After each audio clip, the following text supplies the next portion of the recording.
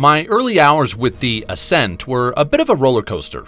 Half the time I was staring slack-jawed at its gorgeous world and enjoying its unique and satisfying combination of cover-based combat and twin-stick shooting.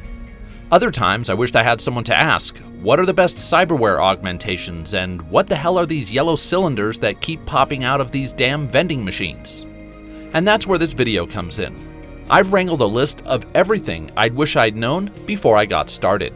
So with that out of the way, here are 10 essential tips for the Ascent.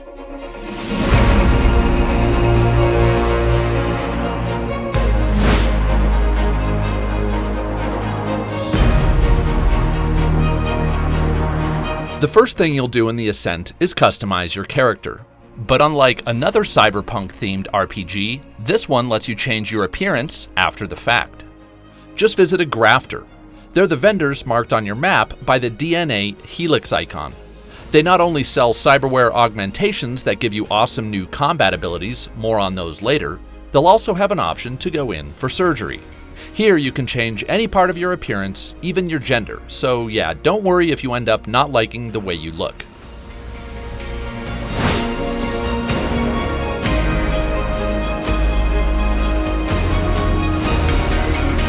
Don't get me wrong, I liked a lot of the side quests in the Ascent, but one mistake I made early on was going after all of the side quests as soon as they popped up on my map instead of following the main quest line. Even though this isn't a proper open world game, it has an open world flavor, and that's typically how I tackle open world maps. But this not only took a lot of time, it delayed my discovery of some pretty crucial gameplay mechanics. For example, after the third main quest mission, you gain the ability to fast travel from any point on the map by calling a taxi. Granted, this costs money, but it's still nice given the sprawling nature of the game's maps. Another element that opens up after a while are modules, which are an additional type of cyberware augmentation that imbue your character with really helpful passive abilities like increased max HP, more effective healing, and an improved dodge maneuver. Anyhow, I'd recommend sticking to the main path at the start. Once you get a grasp on all the game's core mechanics, which shouldn't take too long, then have at it.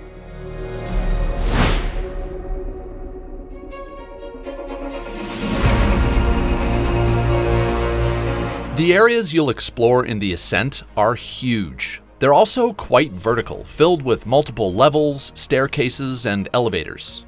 This can make finding your way pretty confusing, but the game does offer a handy navigation trail. Just press up on the D-pad, at least on Xbox, and the path to your current destination will be illuminated. You'll also see the distance to your current objective. Now, if you've played the game, I know what you're saying. The tutorial mission points this out. That's true, but with everything else the game throws at you early on, I quickly forgot about this handy mechanic, and I can't imagine I'm the only one. But there is a downside. Well, multiple downsides. First, you can't set custom waypoints in the Ascent, at least not that I found, so the trail is limited to guiding you towards your next mission objective. You can't have it guide you to, say, some random building or a vendor. Second, at the time I'm recording this video, the navigation trail, while super handy, didn't work perfectly. In fact, at times it was downright broken. In one instance, I was guided to an empty room away from my actual objective, and in another, the trail guided me to an entirely wrong district.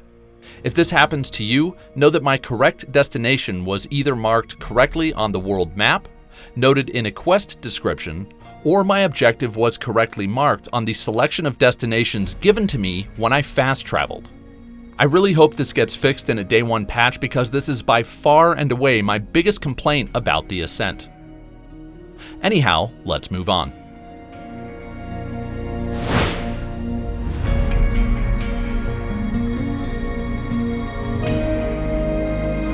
This one might seem obvious, but when you first visit a vendor, whether it's to buy armor, a weapon, or an augmentation, things might seem overly expensive, especially given how little currency you earn during the game's opening mission. But don't worry, after you finish a quest or two, you'll have picked up a bunch of gear, mostly weapons and armor. And if you look at your inventory, you'll notice that most of these items are duplicates, as noted by this number in the top right of each equipment selection. If you have more than one, this number indicates how many. So if you have 7 of one particular weapon, sell the extras. The amount of money you'd get for selling equipment is far, far more than what you'd get for just scavenging out in the world.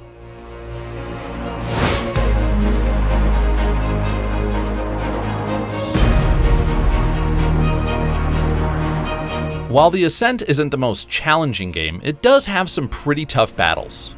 When I got clobbered early on, using cover, at least for me, was the single most effective way to make it out alive. Basically, you can duck behind any waist-high structure by pressing the crouch button. You can then hold down the raise weapon button to lift your gun over your head and fire away. The reason this is so effective is you can aim just as well crouching as you can while standing, but you're shielded from any incoming fire. Again, I know the game tells you this, but it was easy for me to forget because I just don't associate this type of twin-stick shooting with cover-based combat. Plus, not only is taking cover effective, it makes firefights way more interesting. And one more thing here, even if you're not behind cover, raising your weapon while standing, while it will slow you down slightly, will cause you to aim for the head. This is basically the equivalent of aiming down sights, and best of all, it will stagger your opponents more frequently.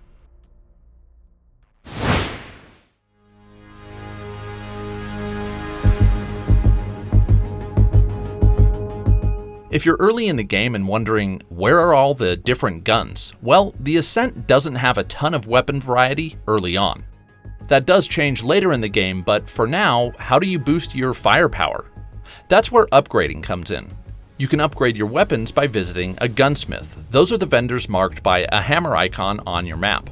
But upgrading doesn't come cheap. It requires components, special weapon parts found throughout the world as loot.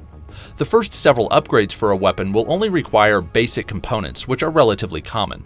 After that though, you'll have to spend more uncommon and rare types of components to make your guns even more powerful. To build up your stash of components, track down loot marked by orange chests on your map, take out bad guys, and complete quests. But you may be wondering, given that upgrading is relatively expensive, which weapons are worth the price? It's all about which guns are most effective for you, which brings me to my next tip.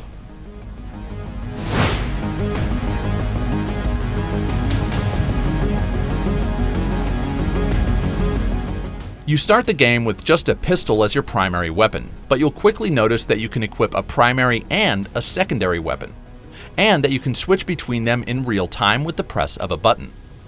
Simple as it is, this mechanic of switching between weapons is one of my favorite mechanics in the entire game, mostly because it's so fast. So, which two weapons work best? That may depend on your playstyle, but I highly recommend equipping a machine gun and a shotgun. And FYI, it doesn't matter which is your primary and which is your secondary weapon. This combo gives you a surprising amount of versatility. For weaker enemies, especially if they come at you in large numbers, a machine gun is perfect. It's also great if you're shooting from behind cover or if you're picking enemies off from a distance. As for shotguns, they're great for when you're facing off against tougher enemies, especially if they're coming at you one at a time. It's a ton of fun to lure them close to you, then blast them away at point-blank range. Even some bosses will take a good amount of damage from a close-range blast of the shotgun. If you're wondering about specific guns, here were my favorites. I liked the Hab Defender PPW as my first machine gun, and I later discovered the HMG-42 Dominator, which fired fewer rounds per second but did more damage and had a much bigger ammo capacity. And as for shotguns, just give me a heavily upgraded riot gun and I'm good to go.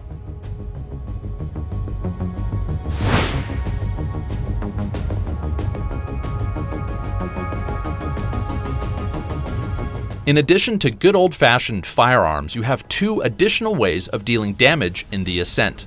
The first and most basic of these are tactical items. These are things like grenades, drones, and other gadgets that can assist you in combat.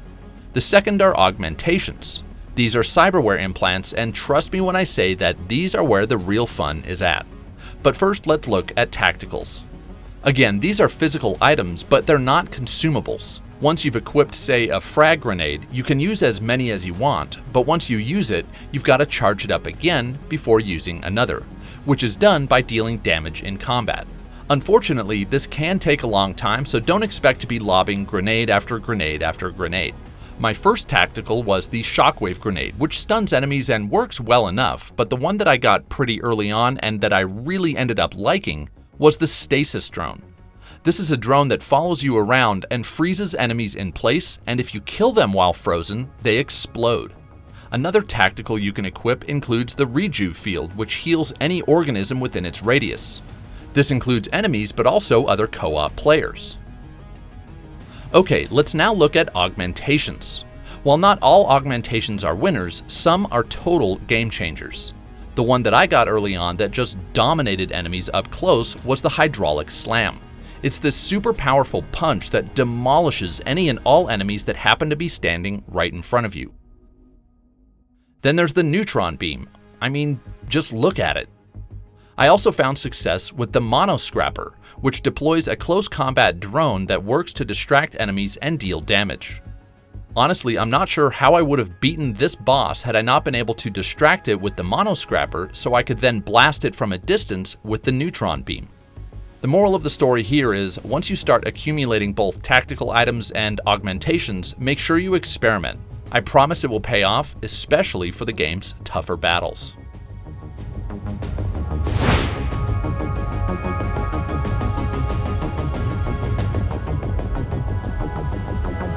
In a lot of games, vending machines are just there for show, but not in the Ascent. Marked on your minimap by these white squares, vending machines let you spend your hard-earned cash on health kits, energy power-ups, and tactical charges. But I randomly noticed about 10 hours into the game that I could hack vending machines to get these items for free. Now, I'm not sure this was available to me early on, so definitely check to see if you can do this. If you can't, you might need to upgrade your cyber deck.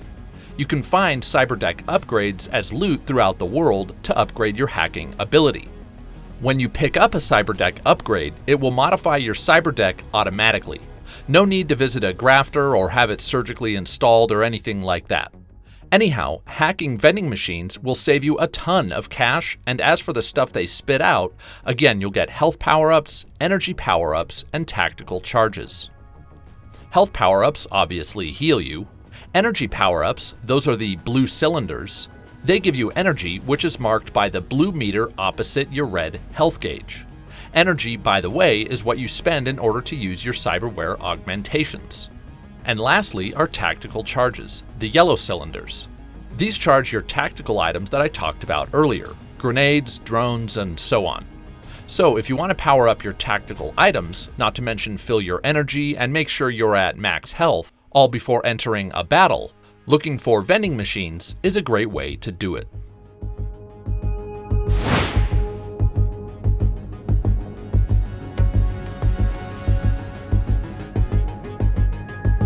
Unless you're in a rush to finish the game, I think it's worthwhile to make sure you're not leaving behind any valuable loot when exploring an area. These are the orange cases you'll see marked across your map. And while this may seem obvious, I mention this because with how spread out loot is across these huge maps, it can sometimes seem like a time sink to go after all the loot, but I do think it's worth the while.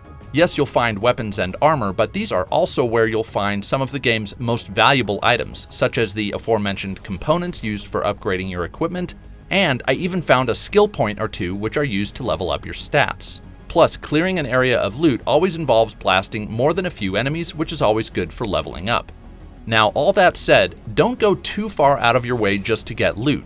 Straying off the beaten path in the Ascent will often put you face to face with enemies that far outlevel you, and they will destroy you, so don't say I didn't warn you. So there you have it. Those are some of the best tips I have to help you enjoy your time with the Ascent. I hope you enjoyed this video, and if you did, don't forget to give it a thumbs up and share it with friends. If you want more content just like this, don't forget to subscribe here and my other YouTube channel, Quest Mode Unscripted. The link's in the description. You can also follow me on Twitter at Quest Mode Games. And hey, one more thing. Were you watching this video and thinking, this guy makes some pretty decent content? No? Well, look at the bright side. It's only going to get better from here, and if you'd like to help make that happen, I recently started a Patreon. Just like the Ascent, I get that Patreon isn't for everyone, and that's totally cool. But for those who want to support my efforts to create high-quality gaming content, you'll also find this link in the description. Huge thanks to Brock for being my first supporter at the Boss Mode tier, and with that out of the way, I want to once again thank you for watching, and I want to remind everyone to never stop questing.